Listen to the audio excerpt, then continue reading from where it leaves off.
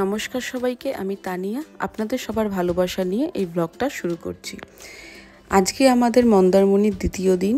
ঘুম থেকে উঠেই দেখি বাইরের ওয়েদারটা একদম মেঘলা ছিল আর সমানে বৃষ্টি হয়ে যাচ্ছিল। কালকে রাত্রে ডিনার করার পর থেকেই দেখি একটু একটু করে বৃষ্টি শুরু হয়, কিন্তু সকালের দিকে বেশ জোরেই বৃষ্টি হচ্ছিল। আর আমাদের বাড়ি যাওয়ারও সময় ছিল, কারণ 12টার সময় চেক আউট করতে হবে, তারপরে আমাদের ব্রেকফাস্ট করতে হবে। সবাই মিলে একসাথে থাকলে আনন্দই আলাদা হয়। আর এইদিকে বারান্দায় এত সুন্দর হাওয়া দিচ্ছিল, বাইরে মেঘলা আকাশ, গল্প করতে বেশ দারুণ লাগছিল। কখন যে সময় কেটে যাচ্ছিল বোঝাই যাচ্ছিল না। তারপর শুরু হলো এদের নাচ।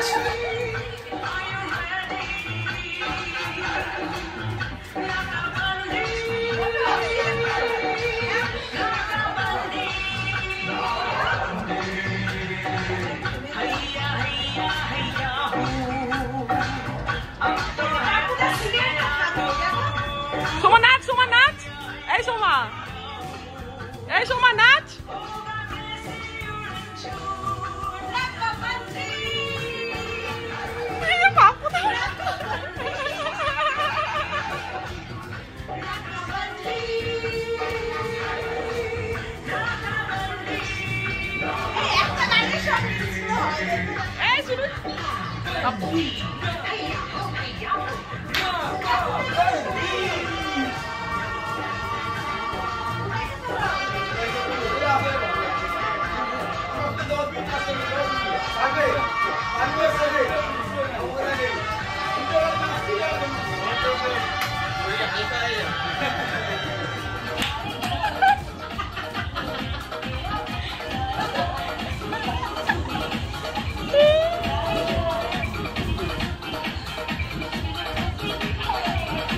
আরেকটু পাবে, ঝুটি ধরে ঘোরাচ্ছে, ঝুটি ধরে।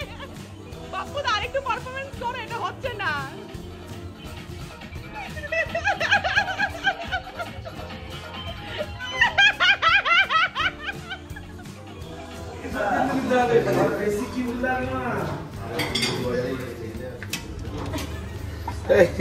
পাপ্পু কি বলছে প্রতিশোধ নেবে? এই যে ওই যে আমি বসে পড়েছি।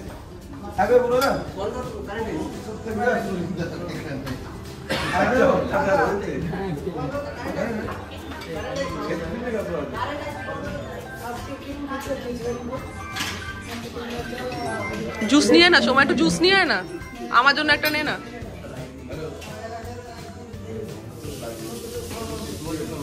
আমার জন্য একটা নে।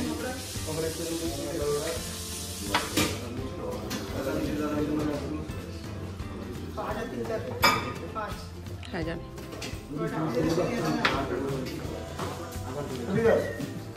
হয়েছে?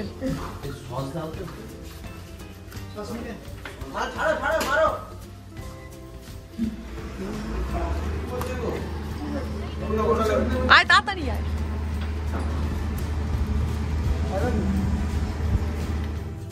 সব কিছুতে বাচ্চাদের লেট। সবার ব্রেকফাস্ট নেওয়া হয়ে গেছে, তারপরে দুজনে ঢুকেছে ব্রেকফাস্ট করতে। যাই হোক, আমরা সবাই ব্রেকফাস্ট টেবিলে বসে গেছি। আমরা খাবারগুলো খাচ্ছিলাম, বাচ্চারাও ততক্ষণে চলে এসেছিলো। ব্রেকফাস্টে অনেক কিছু ছিল, যেমন লুচি ছিল, তরকারি ছিল, বয়েল এগ ছিল, জুস ছিল, কফি ছিল, মিল্ক ছিল, আর একটা চিড়ের পোলাও ছিল। তো মোটামুটি সবাই অল্প অল্প করে আমরা নিয়েছি, যাতে কোনো নষ্ট না হয়। হ্যাঁ, এই দেখুন আরেকজন জুস দেখাচ্ছে।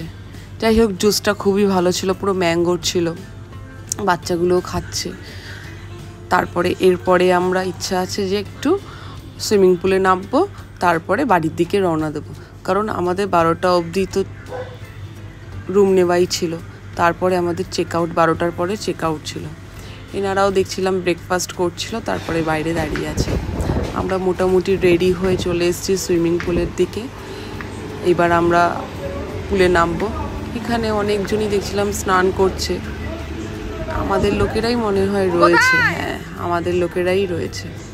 যাই হোক, এইবার এই যে দাঁড়িয়ে আছে, ইচ্ছা তো করছিল ঠেলে ফেলে দিই, কিন্তু সুযোগ হয়ে ওঠেনি।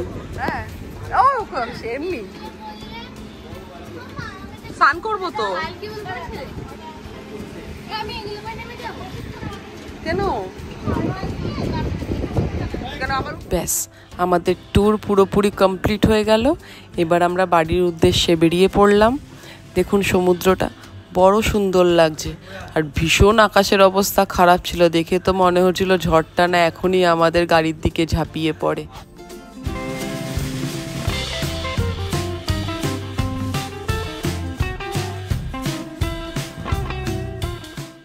টানা এক নাগারে গাড়ি চালানোর পর আমরা কোলাঘাটে এসে দাঁড়িয়েছি। সেখানে আমরা লাঞ্চটা সারবো সবাই মিলে।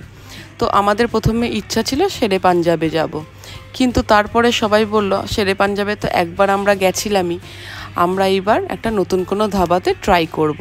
পাশেই একটা ধাবা ছিল, এক্সপ্রেস প্লাজা। এই ধাবাটাও অনেকটা বড় ছিল, অনেকটা জায়গা জুড়ে। সামনেটা দেখুন কি সুন্দর একটা ইঞ্জিন দাঁড়িয়ে আছে, বেশ ভালো লাগছিল দেখতে। আর অনেক লোকও ছিল এই ধাবার ভেতরে। তো আমরা সিট খুঁজছিলাম যে কোথায় বসবো, কারণ আমাদের তো প্রায় 8-9 জন ছিলাম আমরা, তো একটু বড় সিটই দরকার ছিল। তারপর একটু ভেতরে ঢুকেই আমরা সিট পেয়ে যাই।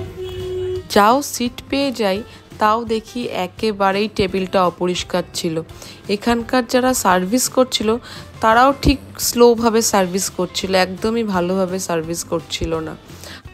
যাই হোক, আজকের ভিডিওটা তাহলে আমি এখানেই শেষ করলাম। আবার পরের ভিডিওতে আপনাদের সাথে দেখা হবে।